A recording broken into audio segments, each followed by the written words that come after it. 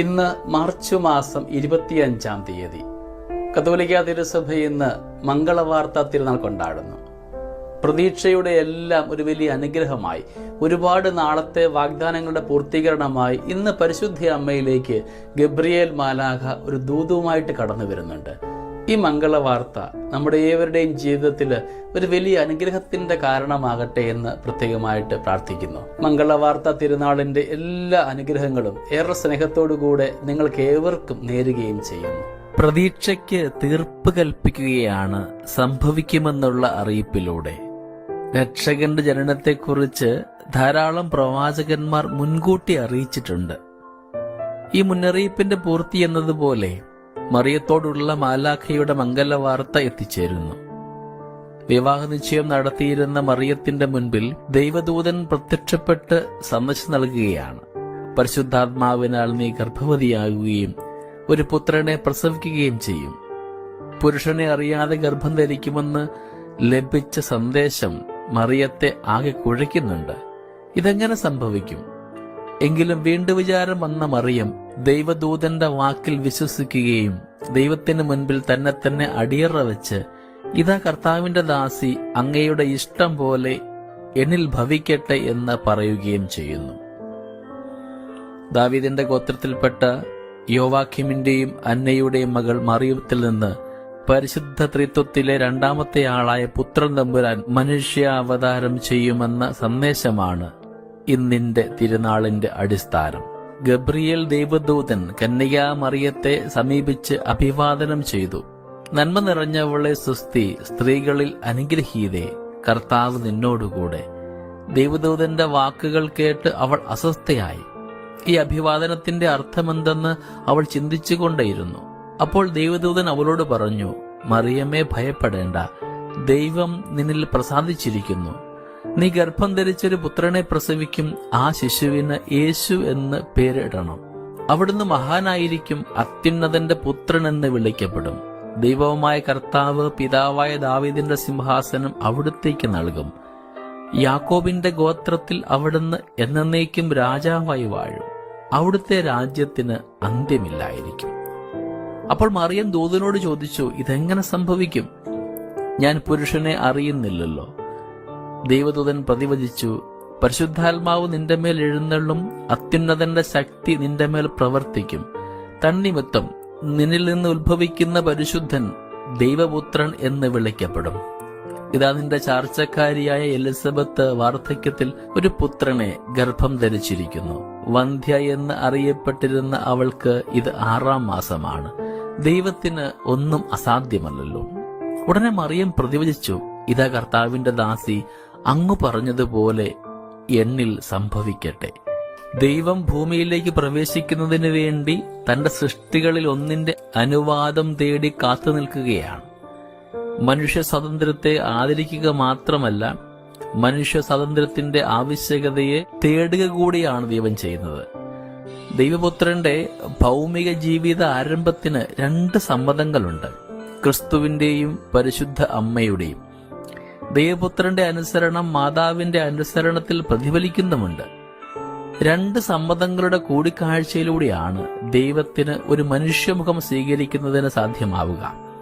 ദൈവത്തോടുള്ള അനുസരണമാണ് ലോകത്തിന്റെ വാതിലുകളെ സത്യത്തിലേക്കും രക്ഷയിലേക്കും തുറക്കുന്നത്. ദൈവഹിതത്തിന് പൂർണ്ണ കൂട്ടായ്മ ഉണ്ടാകുന്നതിനായി മനുഷ്യഹിതത്തെ ഉയർത്തുന്ന പ്രക്രിയയാണ് വീണ്ടെടുപ്പ്. തന്റെ ഭൗമിക നാമത്താൽ അല്ല, മറിച്ച് ദൈവഗർഭ നിറഞ്ഞവൾ എന്ന ദൈവിക നാമത്തിലാണ് മറിയം അഭിസംബോധന ചെയ്യപ്പെടുക.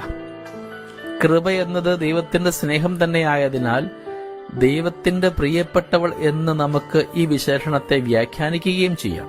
തന്റെ ഉദരത്തിൽ ക്രിസ്തുവിനെ ശാരീരികമായി ഗർഭം ധരിക്കുന്നതിന് മുൻപ് തന്നെ തന്റെ ഹൃദയത്തിൽ മറിയം ക്രിസ്തുവിനെ വിശ്വാസത്താൽ ഗർഭം ധരിച്ചുവെന്ന് വിശുദ്ധ അഗസ്റ്റിൻ പറയുന്നു. നമ്മുടെ വിശ്വാസത്തെ സ്നേഹത്തിൽ സൃഷ്ടിപരവും ഫലദായകവുമാക്കുവാൻ വേണ്ടി നമുക്ക് പ്രാർത്ഥിക്കാം. നമ്മുടെ അടുക്കിലേക്ക് ദൈവം ആഗതമാകുന്ന മനുഷ്യാവതാര രഹസ്യം ഓരോ മനുഷ്യജീവിതത്തിന്റെയും അതുല്യമായ അന്തസ്സിനെ വിവരിക്കുന്നുമുണ്ട്. ദൈവം മനുഷ്യനായത് സ്ത്രീയിൽ നിന്ന് ജനിച്ചുകൊണ്ടാണ്. മനുഷ്യരുടെ ഇടയിൽ മനുഷ്യനായി ജനിച്ചാൽ മനുഷ്യനെ മനസ്സിലാക്കുവാനും തിരുത്തുവാനും എളുപ്പമുണ്ട്. മനുഷ്യരെ നേടാനായി ദൈവം മനുഷ്യനായി. സൃഷ്ടപ്രപഞ്ചത്തിലെ സൃഷ്ടികളായ മനുഷ്യൻ ദൈവികതയിൽ നിന്ന് അകന്നത് തമ്പുരാൻ നോക്കി നിൽക്കുവാനുമായിട്ടില്ല. സ്വപുത്രനെ അയച്ച് മനുഷ്യനെ രക്ഷിക്കുവാൻ തീരുമാനിച്ച ദൈവത്തിന്റെ സ്നേഹവായ്പും കരുതലും യേശുവിന്റെ ആഗമനത്തോടെ വ്യക്തമാവുകയാണ്. തന്റെ വരവിലൂടെ ലോകത്തിലെ ഇരുളകറ്റിയ കർത്താവ് സത്യാസത്യം തിരിച്ചു കൊടുക്കുവാനും മറന്നില്ല. ജ്ഞാനമായി ഉദയം ചെയ്തവൻ ഏവർക്കും ജീവിതത്തിൽ അത്താണിയായി. രക്ഷകന്റെ വരവ് ഏവർക്കും ആവേശവുമായിരുന്നു. കൊട്ടാരത്തിൽ പിറക്കുമെന്ന് കരുതിയവർക്ക് അത്ഭുതം പകർന്നുകൊണ്ട് കാലിത്തൊഴുത്തിന്റെ വശ്യതയിലും ലാളിത്യത്തിലും ഈശോ പിറന്നു.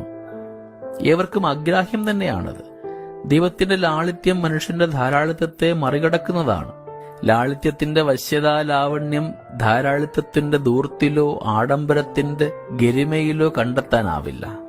രക്ഷകന്റെ ലാളിത്യ ശൈലി മനുഷ്യരെ വൻ കാര്യങ്ങൾ പഠിപ്പിക്കുന്നുണ്ട്. സ്നേഹമുള്ളവരെ, ഇത് നോമ്പുകാലമാണ്. ഉപവാസകാലം നേട്ടം കണ്ടെത്തേണ്ട സമയമാണ്. യേശുവിന്റെ മാർഗവും ശൈലിയും സ്വന്തമാക്കുക, പ്രാവർത്തികമാക്കുക, പകർന്നു കൊടുക്കുക. നേട്ടം കൊയ്യേണ്ട ജീവിതം നഷ്ടത്തിൻ്റെതായി മാറരുത്. അറിയുക, തമ്പുരാനിലേക്ക് വളരുക, തമ്പുരാന് വേണ്ടി ജീവിക്കുക. അങ്ങനെ ജീവിതം നേട്ടവും പ്രഭയേറിയതുമാക്കുക എന്നതായിരുന്നു തമ്പുരാന്റെ ആഗമന ഉദ്ദേശം. മറിയത്തിന് ലഭിച്ച മനുഷ്യാവതാര സന്ദേശം എന്നും നമ്മുടെ കർണപുടങ്ങൾ തട്ടി ഹൃദയങ്ങളിലേക്ക് എത്തുന്നുണ്ട്. ഇത് സ്വീകരിക്കുക. ദാസനായി ദാസിയായി ദൈവത്തിന് നമ്മളെ തന്നെ വിട്ടുകൊടുക്കുക. ഈ വിട്ടുകൊടുക്കലിൽ തമ്പുരാൻ പിറക്കാൻ ഇടയാകും. എന്റെ ഹൃദയം ഈശോയ്ക്ക് ഏറ്റവും പ്രിയപ്പെട്ട ഭവനമാവട്ടെ. ഇന്ന് നാം മംഗളവാർത്ത തിരുനാൾ ആഘോഷിക്കുമ്പോൾ നമ്മുടെ ജീവിതത്തിലെ ഓരോ വാർത്തയും മംഗളകരമായ വാർത്തയാകുവാൻ നമ്മളെ യോഗ്യരാക്കണമേ എന്ന് പ്രത്യേകമായിട്ട് പ്രാർത്ഥിക്കുകയും ചെയ്യാം.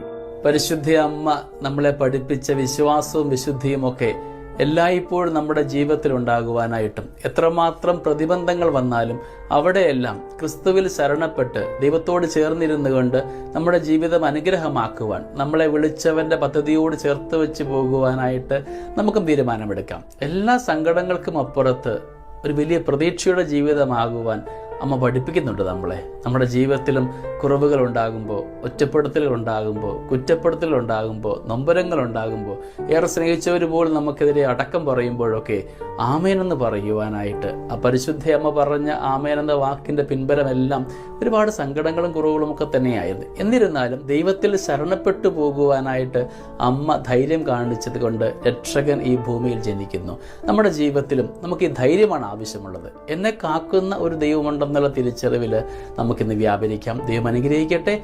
പരിശുദ്ധ അമ്മയുടെ എല്ലാ കൃപാവരങ്ങളും നമ്മുടെ ജീവിതത്തിൽ ഉണ്ടാകുവാനായിട്ട് പ്രത്യേകം പ്രാർത്ഥിക്കുകയും ചെയ്യാം. നമ്മുടെ കർത്താവ് ഈശോ മിശിഹായുടെ കൃപയും പിതാവായ ദൈവത്തിന്റെ സ്നേഹവും പരിശുദ്ധാത്മാവിന്റെ സഹവാസവും നമ്മുടെ കൂടെ എന്നും ഉണ്ടായിരിക്കട്ടെ, ഇപ്പോഴും എപ്പോഴും എന്നേക്കും. ആമേൻ.